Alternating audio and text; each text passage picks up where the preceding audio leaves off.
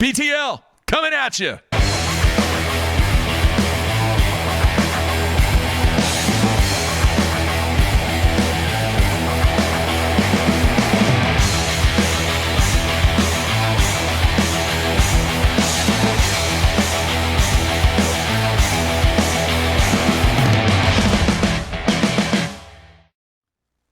Good Monday, everybody, and welcome once again to BTL Bass Talk Live, where we're going to talk bass fishing and anything else that we want to talk about. Yes, he is back in studio after a stellar performance on Table Rock Lake.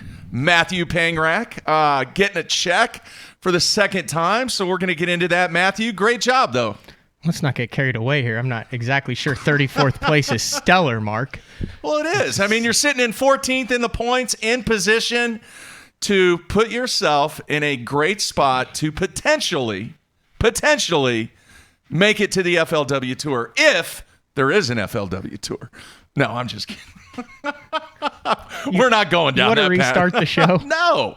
Yeah, no, I mean, let's not put the cart ahead of the horse here, Mark. But yeah, it's, I jumped from 84th to 29th at Kentucky Lake, and then 99th to 34th at Table Rock Lake, and cashed a check in both of them. So I'm off to a good start in the FLW or Coast FLW Series Central Division. Yeah. So I'll take it. It was Table Rock Lake. I thought several times over the course of the 5 days that I fished that body of water. Boy, Jeffries would really enjoy this, because there were some topwater fish. Yeah. There were some bedding fish. You could catch them any way you wanted to. And yeah, I had a 3-pound spot, a 3-pound smallmouth, and a 3-pound largemouth in the span of an hour on a Roman Made Negotiator glide bait. The hat trick. And I will never again do that in my life. I guarantee I will never again do that in my life. I wouldn't say that. It's incredibly hard to get one to commit to that glide, let alone 3. That was on the first day of practice. But well, yeah. I wouldn't say that. Had Great job. Some magic moments. Hey, we're going to talk about some of the stuff that went down that week after we have our guest on. We're going to have Drew Cook on, who's having...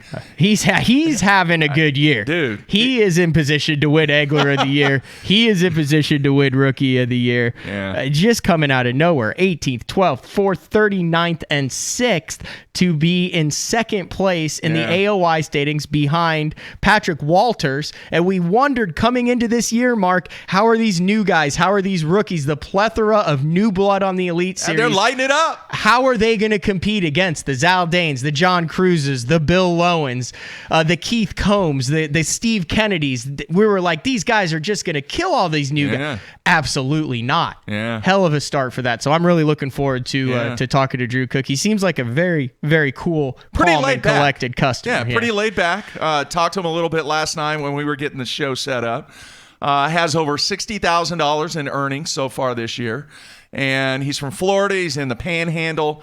So even though he's in Florida, he's still really close to Alabama, diverse. Louisiana, to where he can kind of tone his game in whatever he needs to do to get better. So we're going to get into his background and a lot of stuff with him on what he feels about the next two events. Yeah, they're headed to some areas. He was a little frustrated. I could sense a little frustration to have to drive to New York and then come back to Florida and then have to drive back to Oklahoma. You know, that took place while you were gone. They moved the Fort Gibson event to September 12th through the 16th. Good plan by Bass to have a backup date in case that happened. I gave him kudos on that. That's a great deal. The only thing is, it is going to put a burden on a lot of those guys to have to travel a few more miles and spend a little bit more time on the road, because most of them put into place a plan that they drove to Tulsa. They left their boat in Tulsa, and then they flew out, and now they got to go back and get it. That's going to be a tough tournament, too.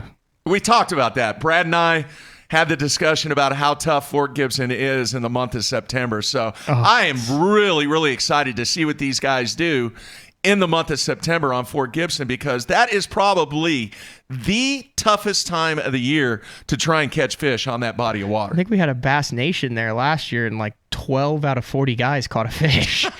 So, I don't know, man. These guys seem to figure it out, so we'll see what they do in September. All right, a couple of housekeeping items real quick. Tomorrow, folks, 9 a.m., we're going to do one-on-one live with Andrew Upshaw and Bradley Hallman. Really, the only body of water in Oklahoma that is fishable that has cell service right now is Grand Lake. So we're going to be at Grand Lake tomorrow. Those two guys are going to go at it for 2 90-minute periods, and we'll see what happens. This is the first one that we featured 2 FLW guys going up against each other. And if you watch the one-on-one live lake challenge, we have had 2 of those so far on Grand Lake. I don't want to let the cat out of the bag, but they will not be fishing the same familiar areas that you have watched the one-on-one live lake challenges take place. Totally different areas. So, and Grand is high. Yeah. And, Brad loves flipping willows. Loves it. I mean, if there's one thing that Brad Hallman could do, what do you think it is? Flip the willows in the spring. Exactly. So it'll be fun to watch that one. I think I'll actually be in the boat with Andrew Upshaw, who is one of the hottest anglers out there right now, coming off his FLW Tour win on Cherokee Lake. So... Yep. I'm looking forward to it. If you really want to watch what Grand Lake is all about when the water's up and in the willows, I think tomorrow you definitely do not want to miss that one-on-one live. How do they see it? I think there will be a lot of flipping going on. How do they watch it? Basshole.com. There's a link right there. We have the banner. Big banner up top. Just click on it. Yeah. Page is already built. Everything's good to go. So we have that going tomorrow. Obviously, no BTL. And then... per request, numerous requests, Matthew, from the listeners, from the viewers. They love the Sunline Hotline shows, but they're not able to call in because they're working. So I had numerous requests. Hey, can you do just one evening show? So that's what we're going to do on Wednesday. We're going to do an evening BTL show, 7:30 p.m. Central Time. The Sunline Hotline will be open. So if you're listening on iTunes, if you're watching us live, if you're doing anything else, watching the replay on YouTube, this is your chance to call in, voice your opinion. We've had 2 of these shows so far. And you know what, Matthew? We're going to have a new hotline number. I have a brand new system that I've tested, and we are golden. The phone number is... I'll believe this when I see it. No.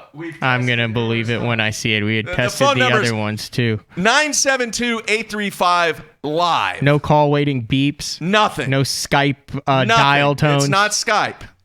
All right? It's a brand new piece of software that I installed. We have tested. The company that I'm working with has been awesome. So we've got that whole situation taken care of. Let's keep our fingers crossed. We have tested it multiple times, and it has worked flawlessly. So I'm probably jinxing myself by doing that. All right, a couple other things real quick. I want to address Mr. Brian Vieira. He made a wager with me, Matthew, and I know the Blues are down 1-0 already. He wanted to wager 3 custom-painted Lucky Craft crankbaits for the Vixen. Wait, you're going to put the Vixen back up? Yeah. 3 custom. And even though they're down 1-0, I'm still good with that. So, Brian, I know I didn't respond to your email. I kind of got a little swamped there and forgot. But I accept the challenge, Vixen versus Lucky Craft. That's what we're going to do. Hopefully the Blues can get it done. They looked absolutely horrible that first game. I don't know if you saw any of the highlights. Yeah, but it's the playoffs, so it doesn't matter whether they look great and lose or whether they look horrible.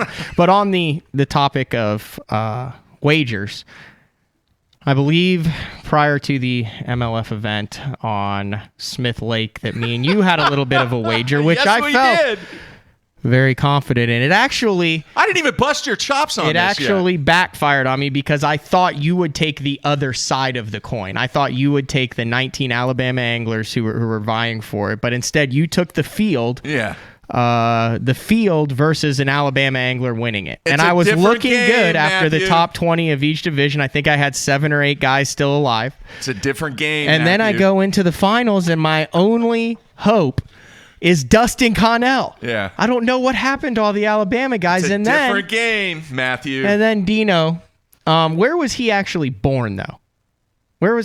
San Diego, California. Was that actually where he was born? I think so, yeah. I need to double check that because I think there's a 1% chance he was born in Alabama. I'm not joking about this. I really do. He doesn't reside from Alabama. But he could be from. Dude, you are reaching then. I know I'm totally reaching. But as it stands, I had the 5, but I had to pay it for the toll on the way here because I still don't have a pike pass. And I was like, oh, crap. Me? And then I didn't have enough quarters. You do not have a pike pass? You know how much my life is not in order in any way, shape, or form. All you have to do is go online Basic and get it. life necessities that are is hard a basic for me. Life necessity. That's what I said. They're hard for me to grasp. Oh, my gosh. I can figure out how to catch 1410 on day 2 at Table Rock. Before you leave the studio today, we are getting you signed up with a pike pass. That is absolutely ridiculous. I got to go to the bank to cash the FLW check so I have money for the pike pass to work. You're not going to pay cash online. Good grief. I cannot believe you do not have a pike pass. Anyway, where's my $5? That's what I said. Your $5 is at a tray on the I-40 turnpike right now, somewhere between Oklahoma City and Tulsa. So I will have it tomorrow. I will sign it, and you now have a signed $5 bill for me. No, that'll be on Wednesday. We'll do that on Wednesday because you're going to be at Grand Lake for the one-on-one. All right, the last thing I want to mention, did you see this? Because I know you didn't watch it. Did you see Kawhi Leonard's shot to win at the buzzer? They bounced 4 times. Yeah, Game 7. Yeah. That will go down as one of the greatest Game 7 at the buzzer shots. There's not too many that exist to begin with, but it was just incredible. It was the first one, wasn't it? I don't know. I thought I read somewhere that it was the first Game 7 buzzer beater. Really? Yeah. Might have been. It was just incredible how many times it bounced on the rim that finally went in. Joel Embiid in tears at the press conference. That's a brutal way to lose, dude.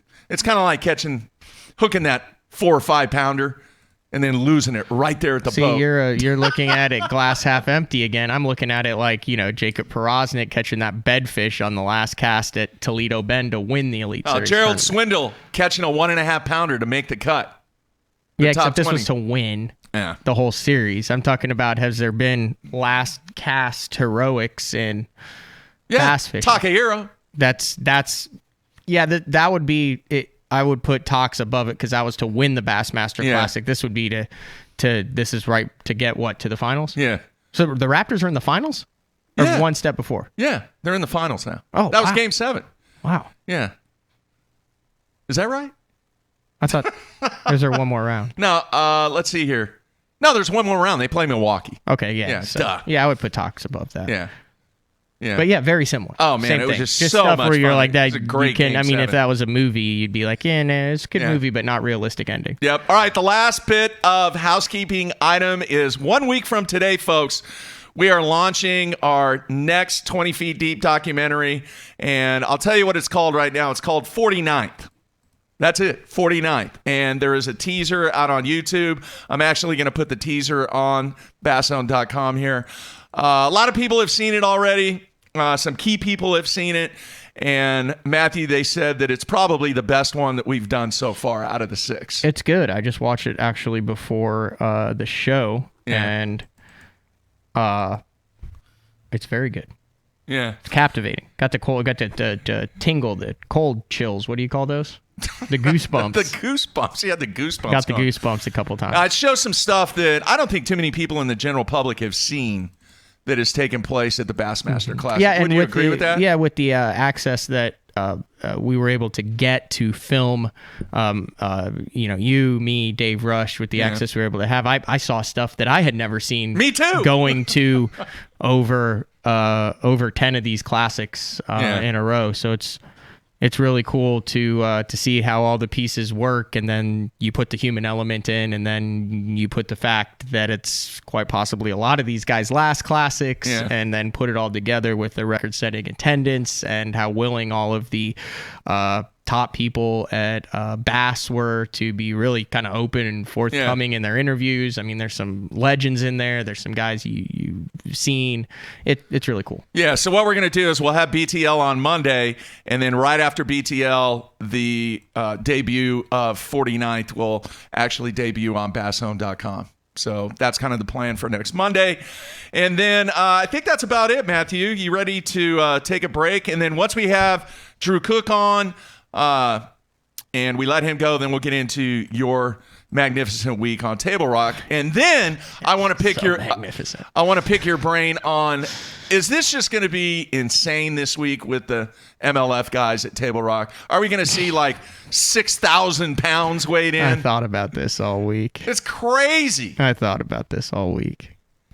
Yeah, we'll get into that after. I have some thoughts on that, having fished that place for the last 5 days, and at one point I had 6 different places on my hands that were bleeding simultaneously. I'm not kidding. On day 2, it's not good. I just got a bottle of hydrogen peroxide, poured it into a cereal bowl, and just dunked my hands in there. All right, we will get into that after we have our special guest on right here in a few minutes. Drew Cook coming back at you right after we take a break. We'll be right back.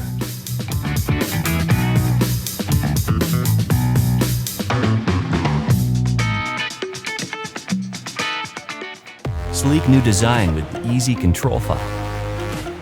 The clearest images underwater with uncompromising range. Live mapping from the touchscreen. View notifications, video, even Google Maps on screen. And for the first time ever, real-time view of fish movements with live sight sonar. HDS Live. New from Lowrance. I got my power pole down, stuck in the mud in the bottom of the lake, sitting so still in the wind and the waves, could even be a hurricane. I got my power pole down.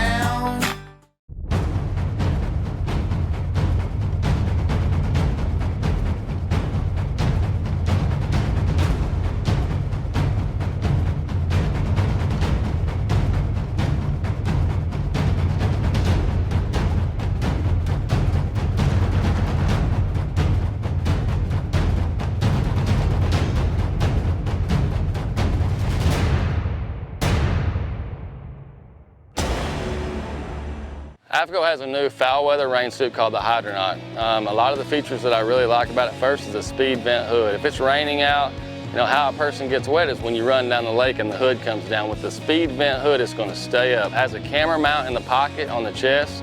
The Hydronaut has a 2-layer, 100% waterproof nylon shell. If you're interested in a rain suit that has a lot of cool features that's going to keep you dry, you need to check out the Hydronaut from AFCO.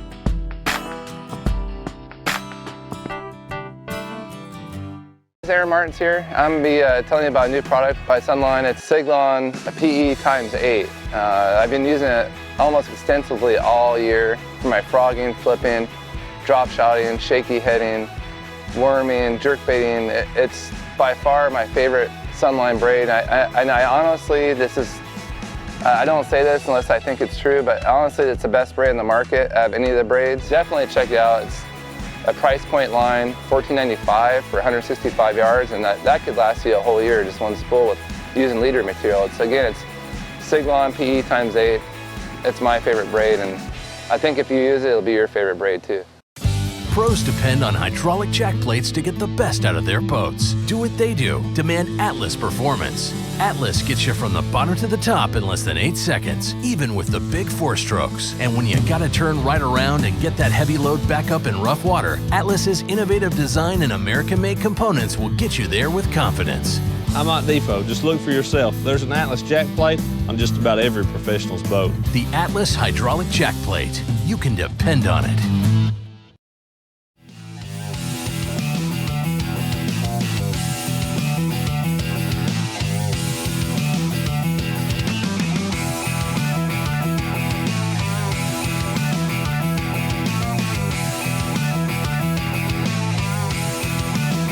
All right, we are back, kicking off the week right here in studio. Matthew, he is back, and we are ready to welcome our first guest. As we mentioned at the beginning of the show, Matthew, just a tremendous season so far. Is this new technology too?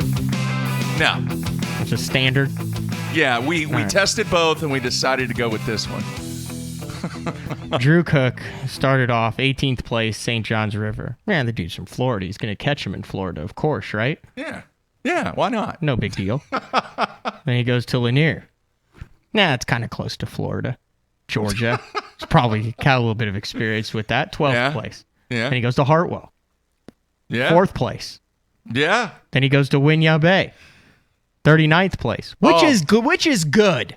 Yeah, you like the 30s, don't you? Yeah, but that's good for Winyah Bay. If you've never been there and you have, too. Yeah, Remember, and you have all of those long runs and the Cooper River and saltwater and dolphins and flounder and redfish and battleships and all sorts of crazy stuff and like. No, you're right. And then he goes to Lake Fork and smashes them. 6th place. Yeah, had 90 something. So he's very versatile. We'll see how he does up north in the smallmouth and then on a beautiful, lovely, fish-filled Fort Gibson. I mean, it is fish-filled, just not in September. All right, let's bring him in. Drew, you there, man? Yes, sir. All right, thanks for taking time out. Let me get you queued up here. And there you have it. We are good to go, man. Thanks for taking time out. I know you're extremely busy. You got a little bit of a break, but I thought it would be cool sitting in second place in the AOY standings. Just a tremendous year so far, man. Yeah, it's been a good year so far. You know, I stumbled a little bit at Winyah Bay, but I survived. I didn't. It could have been a lot worse. And that's where Walter's got me. You know, his backyard and my nemesis. I've actually been to Winyah Bay. That was my 3rd event that I fished there. I fished the Nation there twice, and every time it's stabbed me in the back. You can get on them, get a deal going on, and then it'll just burn you. Did you make the long run? I did not. Going into that event, I was leading AOY, and there was so much that could have happened on that long run, and a goose egg would kill your year, and that's what I didn't want to do. So you're thinking about it. You're making decisions based on where you're sitting in the Angler of the Year. We've got a lot of guys come on here, and they like to lie to us and be like, well, I don't even know where the hell I am in the points. I haven't looked at it since 1997.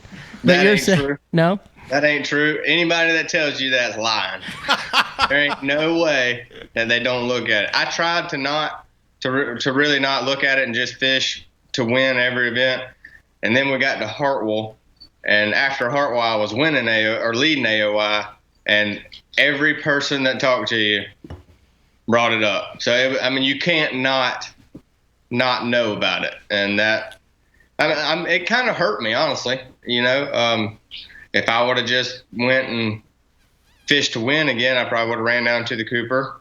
But I mean, a bunch of guys really didn't do good at the Cooper River either. I mean, obviously, I got one out of the Waccamaw, and I didn't see that coming.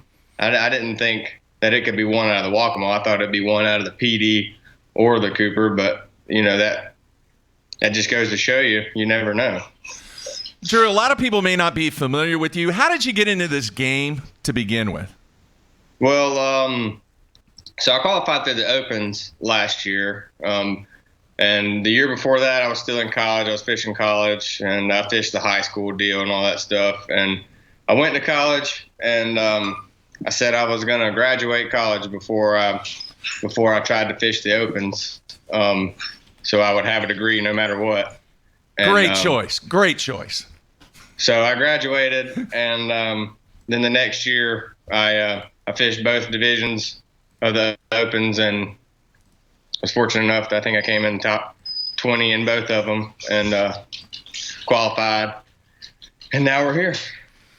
Very nice. What were your thoughts coming into this year? I mean, it was crazy. I mean, here you are, you have your year, everything's going as planned for you, and then seismic shifts in the professional bass fishing world. What has the past year been like for you as far as decision making and what's happening? And then you start catching them, and then you got all the attention on you. Has it flown by? Has it seemed hectic? Have you been? I mean, you seem like a pretty chill dude. I don't like personally know you, but you seem pretty mellow. Oh yeah. It's been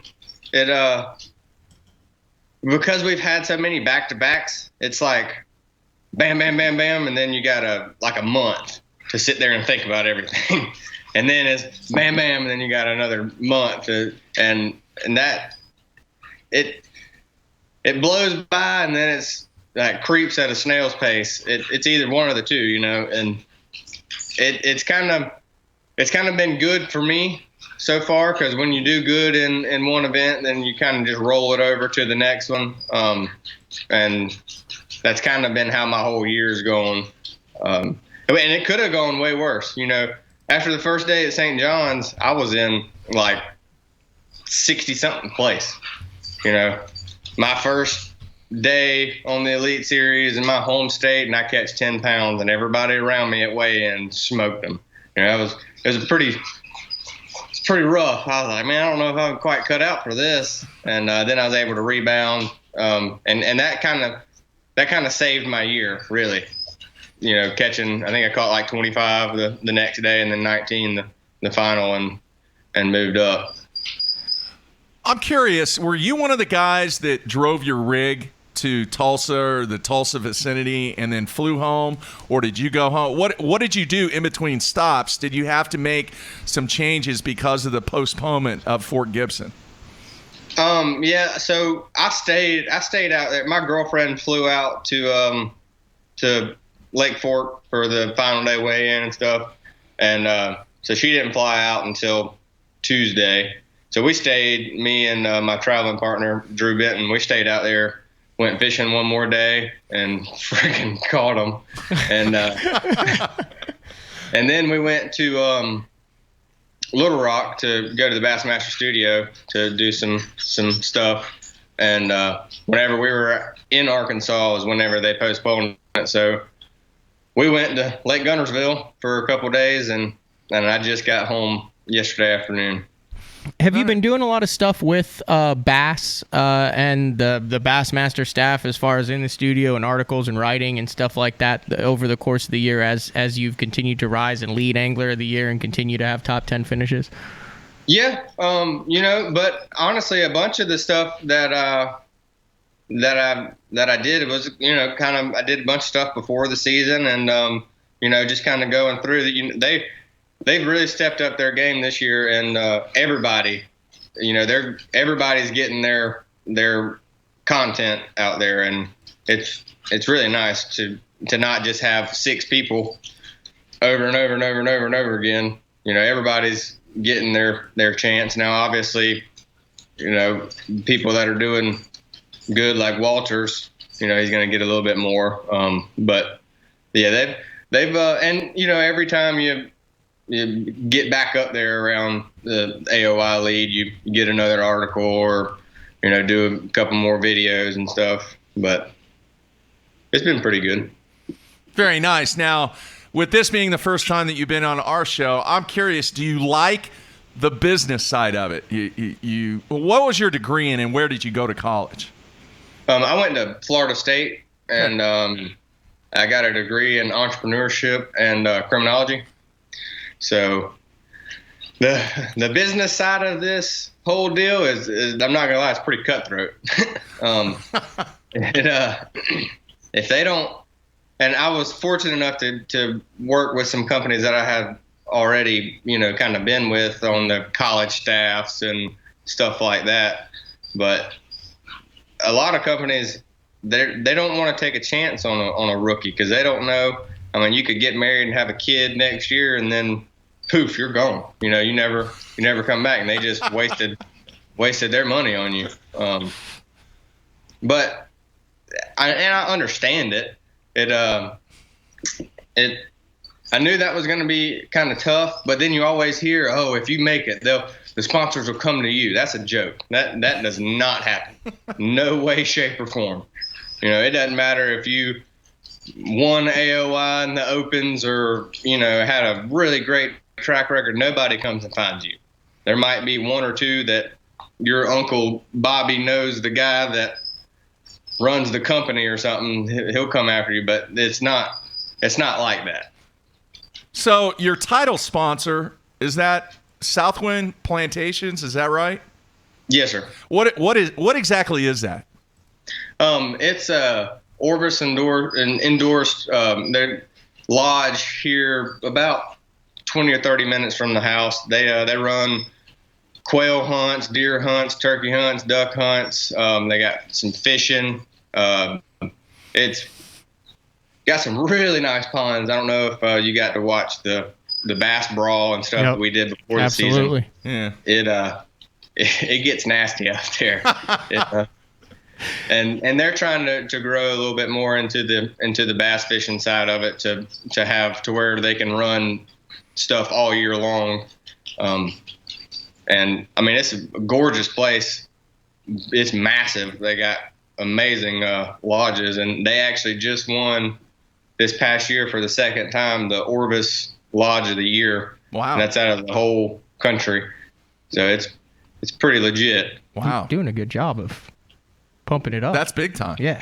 Let me ask you this. You mentioned you did the Bass Brawl before. That was the one you did with like Davey Height and Zona and was it Benton and you and you guys got in the boats and you competed belts, against each didn't they? other and you got did you at that time expect to be in the position that you're in now?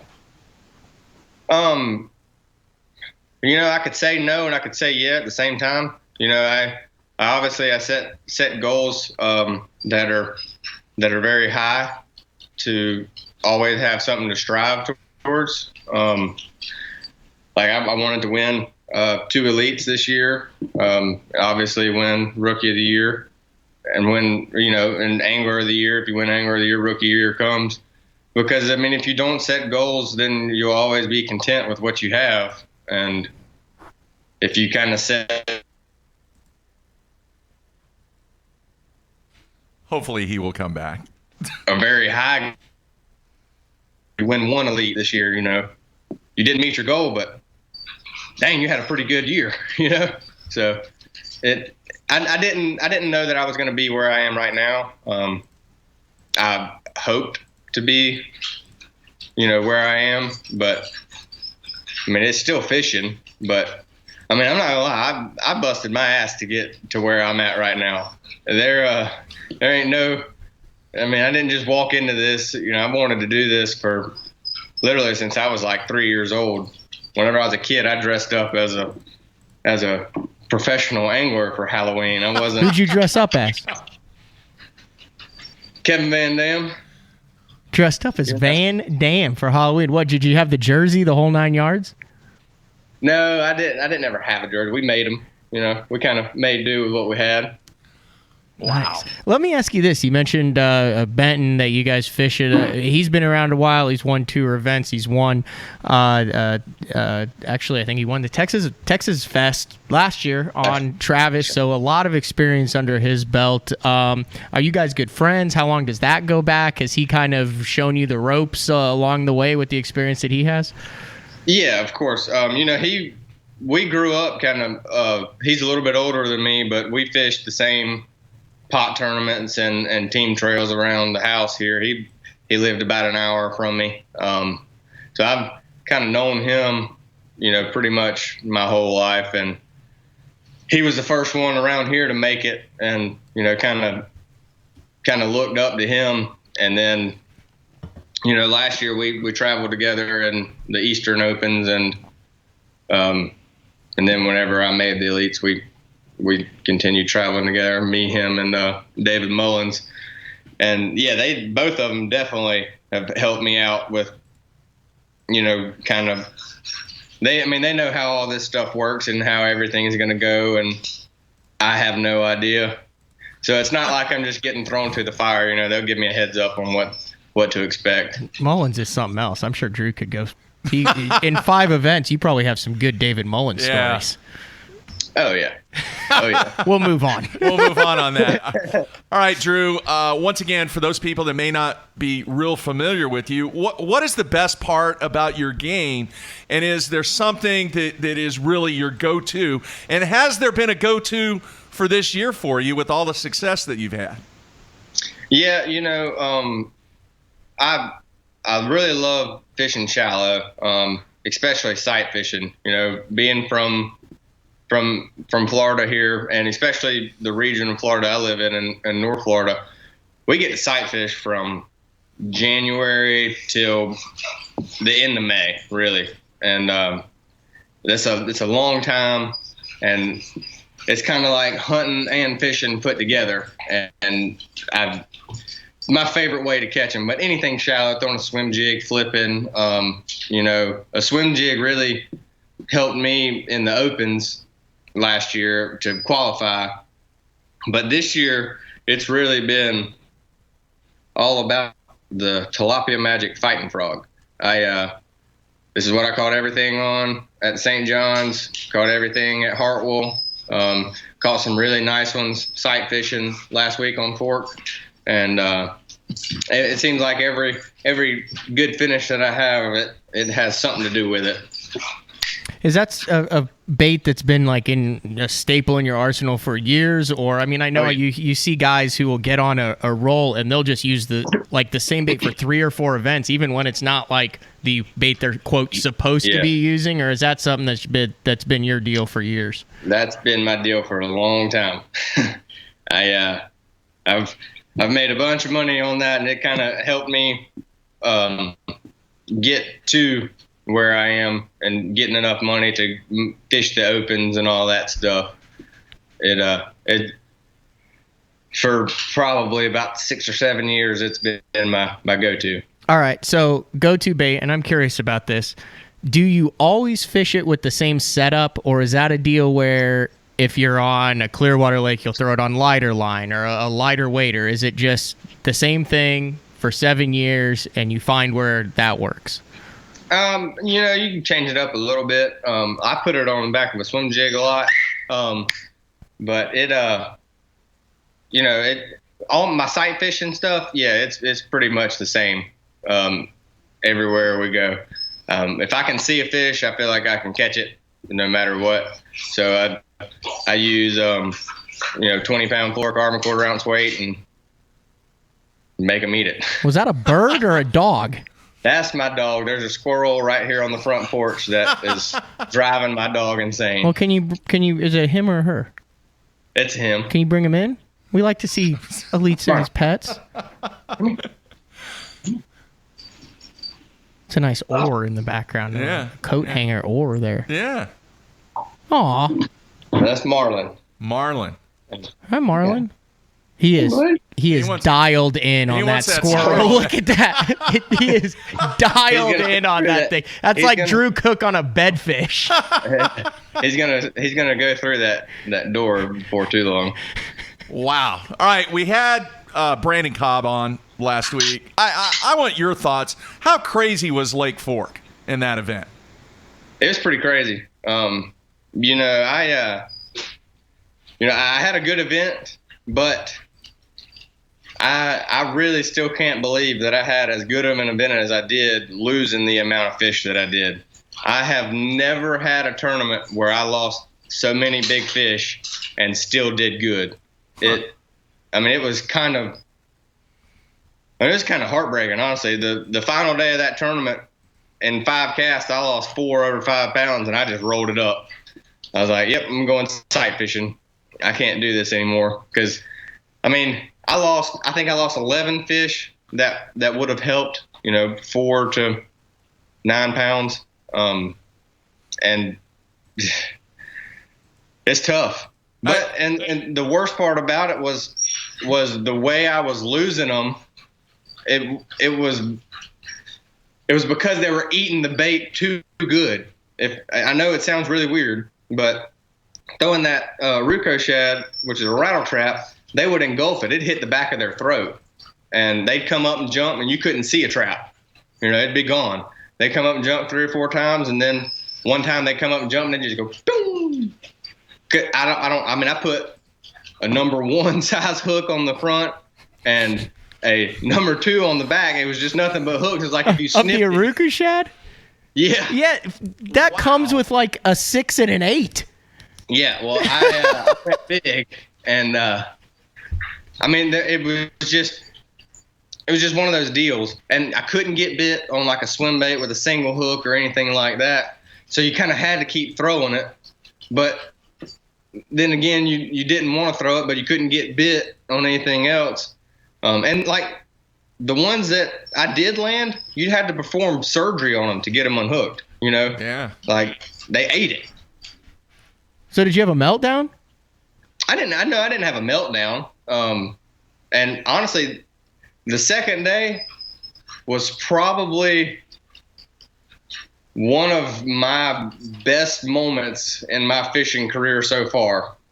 I pulled up on a shell bed and I got my line up. My first cast, I lost Moby Dick, like a monster. I don't think it was an 11 pounder, but it was definitely north of 8. And instead of just, kind of freaking out, threw back in there again, and I lost another one about 6 or 7 pounds.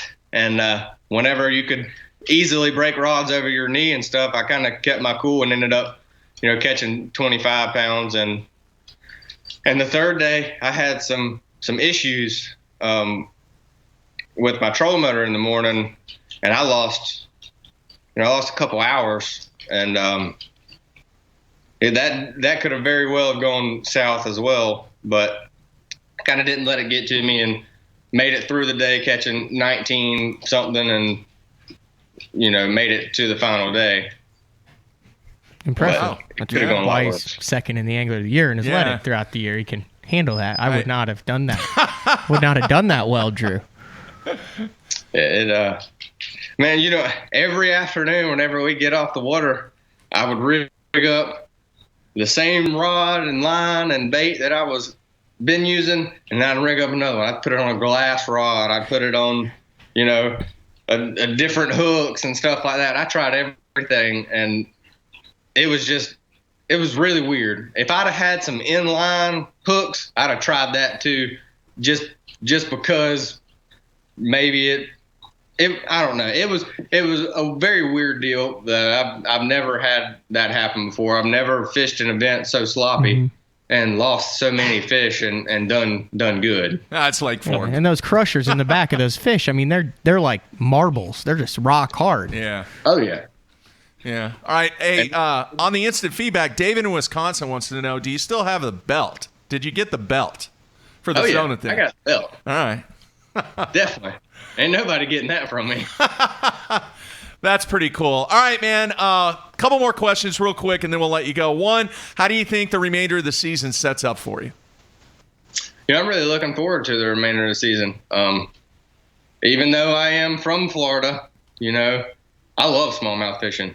Not going to say it's easy or anything like that, but those fish up north are kind of stupid.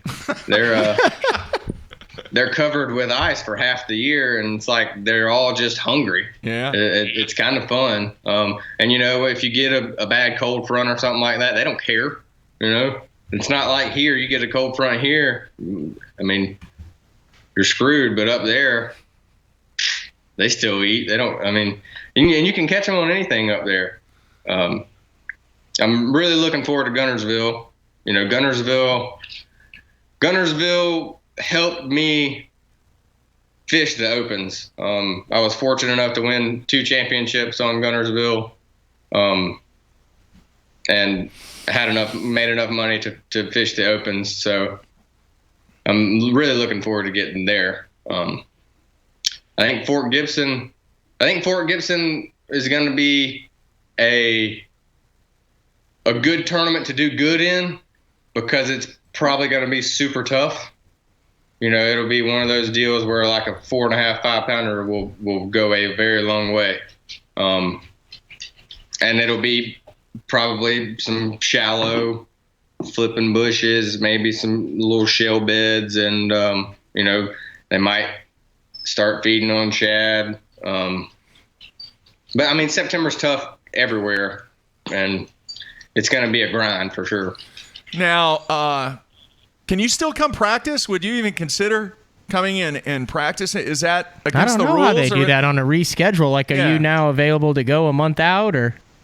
I'm not sure. But no, I'm not going back out there to pre-practice. Okay, I didn't know. I mean, if you're sitting after the New York swing and you're sitting in second place, you know, there's probably not enough time, obviously, with over 30 days. I don't know. I have the schedule in there, but I mean, that would be kind of depressing to go from up there in New York and then go down to Gibson. And we're not. I mean, Gibson's got a lot of fishing. It's one of the good lake in Oklahoma. It's a great tournament. Like a lot of history on a lot of history on Fort Gibson that dates back. So yeah. All right. But most of the except for the St. John's and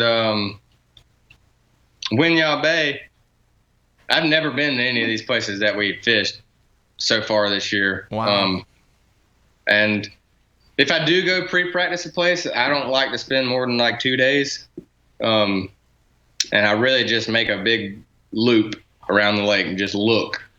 I feel like a month ahead, if you do anything, it's not going to be, it's not going to be a deal whenever you get back there.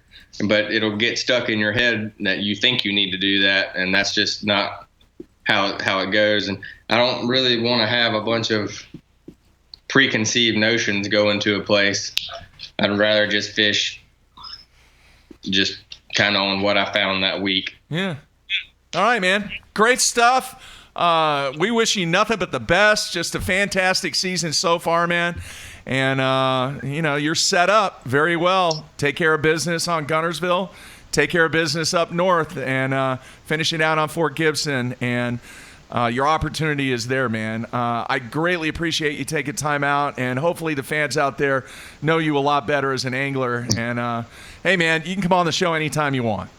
All right. Well, I appreciate y'all inviting me, and we got a lot of season left, so we'll see how it goes. All right, man. Take care. Best of luck to you. We'll talk to you soon, Drew. All right. Thank you. Have a good day. All right. There you have it, Drew Cook. And dude's got it going on. I like he's candid. Yeah. He's like, yeah, sucked. or I had the worst ever. He's super. He's just like chatting with the dude at the boat ramp. There was not the starched professional vibe, but the confident professional vibe. Yeah. Look at this top 10. This is crazy. We were talking about this before we had Drew on. Obviously, he's second in the Toyota Angler of the Year standings. Patrick Walters, not on the Elite Series last year. He's leading it. Yep. Drew Cook, not on the Elite Series last year. He's in second. Corey Johnson, not on the Elite Series last year. He's in fourth. Scott Canterbury, obviously not on the Elite Series last year. But he's a stud. In fifth. Brandon Cobb, not on the Elite Series last year. He's in seventh.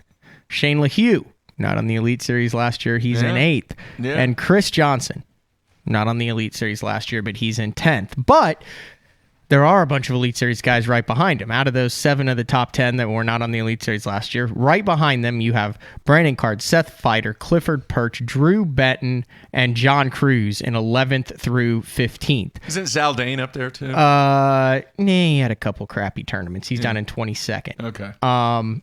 But if you look at the points, I'm trying to figure out with only 75 guys, is it easier? Is it tougher to jump? Obviously, you're going to have guys that are grouped up because the dispersion of points is not going to be as great as it would be with 110. Right. So Cook looks like he's sitting in the catbird seat. He's got 426 points. He's less than 10 points behind Patrick Walters. But then 10th place is just 389 points. So less than 40 points back. Yeah. So there's a lot of fishing. 3 events left. A lot of fishing 4. left on this. Yeah, Is that right? on this 4. schedule. Yeah. Here's the thing. Chris and Corey are going to catch him up north. Yeah. And with the way Brandon Cobb fishes and Shane LaHue, they're going to catch him. Seth Fighter, Cliff Perch, they're all right there in the mix too. So it's going to be really interesting coming into the home stretch. And then not to mention Luke Palmer, who's in 16th. We've had him on the show before. Mm-hmm. He'll catch him at Gibson. He actually knows how to fish Gibson. He's from Colgate. Yeah. Which is just south of there. There's a lot of fishing left to do. Hey, man, I give it up to him. What was I doing when he was talking about the path that he has taken? That he got his college degree first before he started fishing. Yeah, and fished the collegiate ranks, high school. The dude's catching him. I mean, good grief. And he's really young. Yeah. And seems to have I like it. What do you say? Uncle Johnny knows someone who owns the company. And that's how you get in there. Yeah. The plantation he was talking about sounds really cool too. All right, man. A few minutes left here. I want to talk about Table Rock, talk about how you made a great decision. And so many of that success over time is about decision making. And from what you've told me, you had a day one that lacked execution. Correct. And that's part of the reason why you only had 10, whatever it was.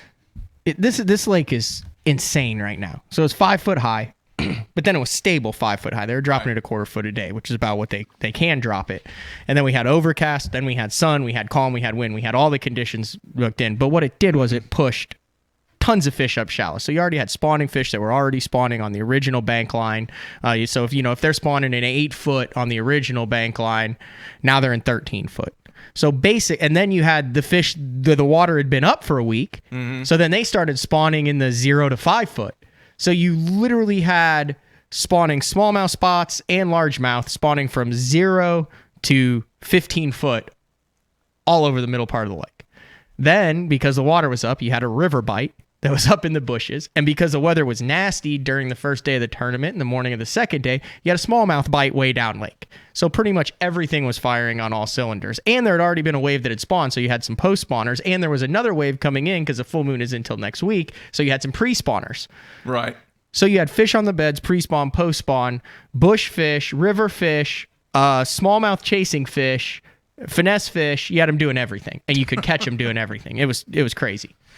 So I lost a couple good ones on day one. I thought I could catch 14. I had 5 different patterns going. I'd never had 5 different patterns going. I had a glide bait deal going.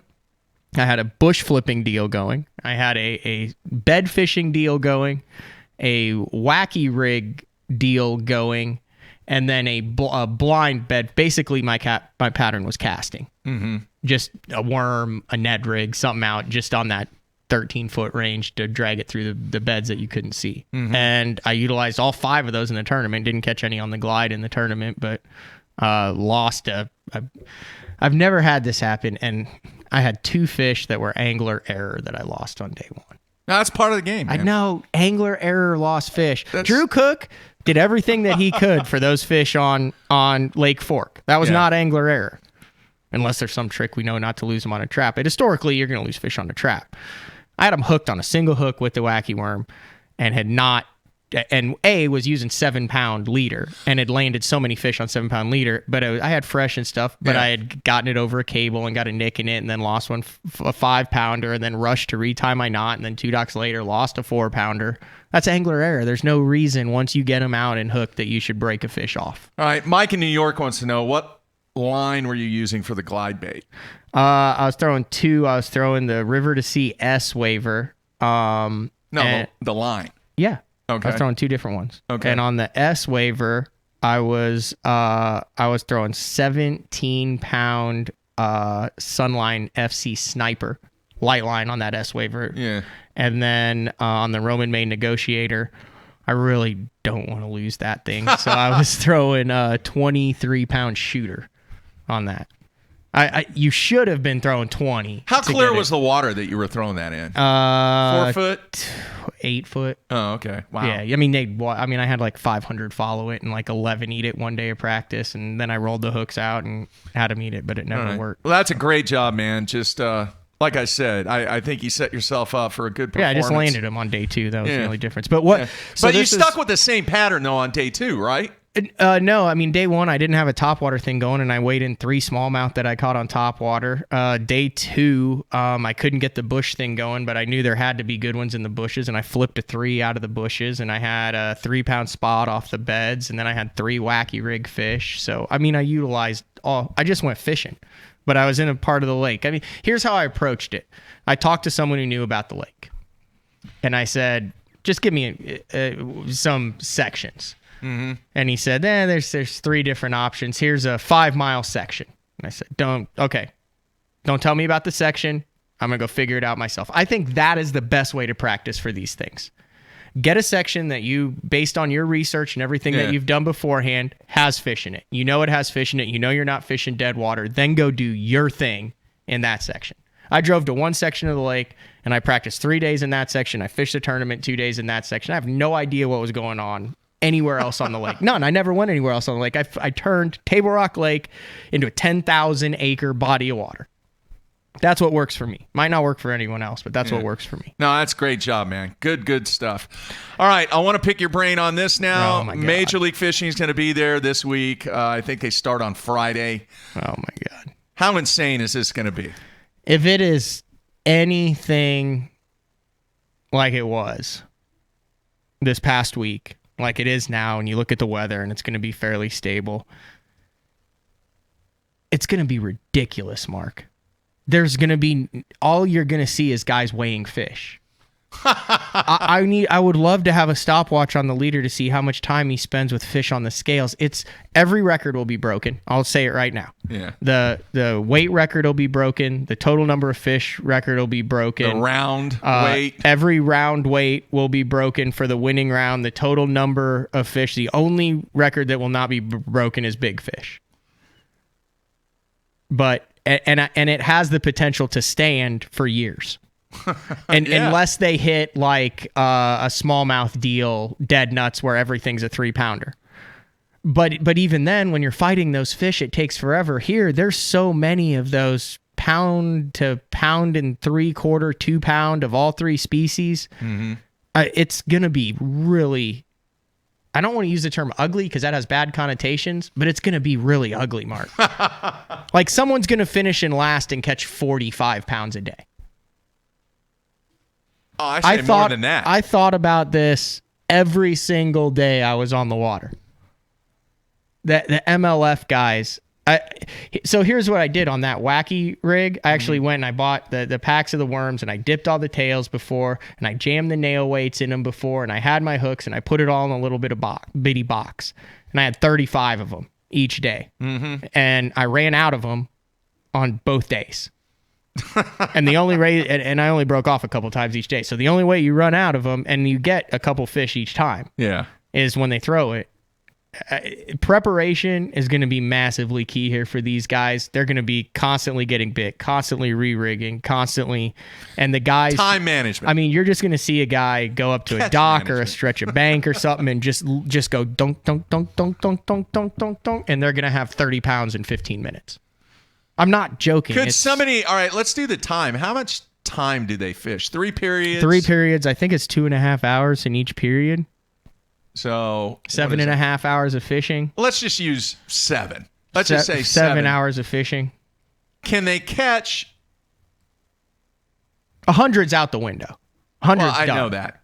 I'm talking about numbers, though. Numbers, I think. 7 hours. Let me see this. So I've fished one of these things and weighed in 24, I think, 27. We saw what Jesse Wiggins did.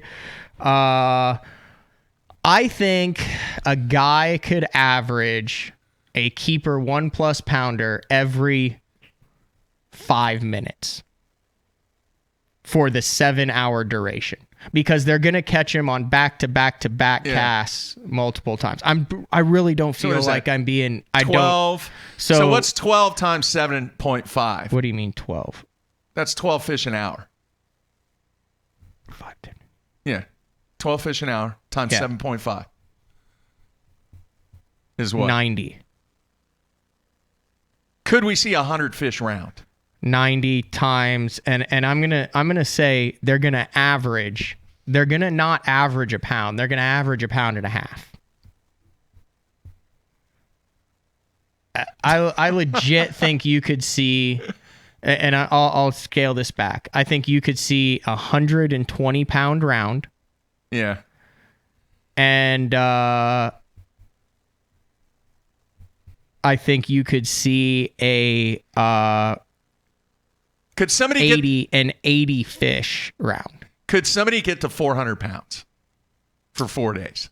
Well, they zero. We don't do it. No. I know, but I'm just total. Yeah. No, nah. I don't know. But here's the other thing. We're talking 400. I don't think the guys will let up there because it's table rock. Yeah. It's not like a Chickamauga. I watched Brandon's deal where, you've got a bowl where they're moving in to spawn, and once it's like that, it's like one of your only 2 spots. Like you're not, let's say you get on a dock that's got a school of spotties on it, or a stretch where you're catching the smallmouth on the top water. Yeah. You're not going to lay off of them because 50 yards away is another dock with another school on it. Yeah. And when you catch these fish, it brings 7, 8, 9, 10 of these things out with it, and they're catchable. I'm with you, man. We'll see. It's going to be very, very interesting to see what the numbers and the weights are going to be. I'll tell you right now. It's going to be one in the mid-lake area. It's going to be one on a Ned rig, a shaky head, a wacky worm, and a topwater combination. And it'll be one with a spinning rod. Agree. I'm not disagreeing with that. All right, man, that's what we're going to do right now is wrap things up. Get ready for tomorrow, one-on-one live, Andrew Upshaw versus Bradley Hallman. Make sure you tune in at 9 a.m. Central Time. And looking forward to it. Once again, Matthew, great to have you back. Good job last week. And I want to thank our guest, Drew Cook, and wish him the best. And we will continue going down this road. So anything else, Matthew? Nope. Looking forward to one-on-one. Get in the boat with Andrew Upshaw, Brad Hallman, flipping willows on Grand Lake. It'll be a productive 3 hours of your time to tune into that one. You will learn a thing or two when you watch these 2 guys on Grand tomorrow, especially in the section of the lake we're putting them in. Yep. If you fish Grand, if you've ever fished anything flooded, you're going to want to watch this one. All right, good stuff, everybody. Hang out with us 9 a.m. Central Time tomorrow. We will be back for the PM show, 7:30 p.m. on Wednesday, right here for the Sunline Hotline show. Everybody be safe. We're out of here.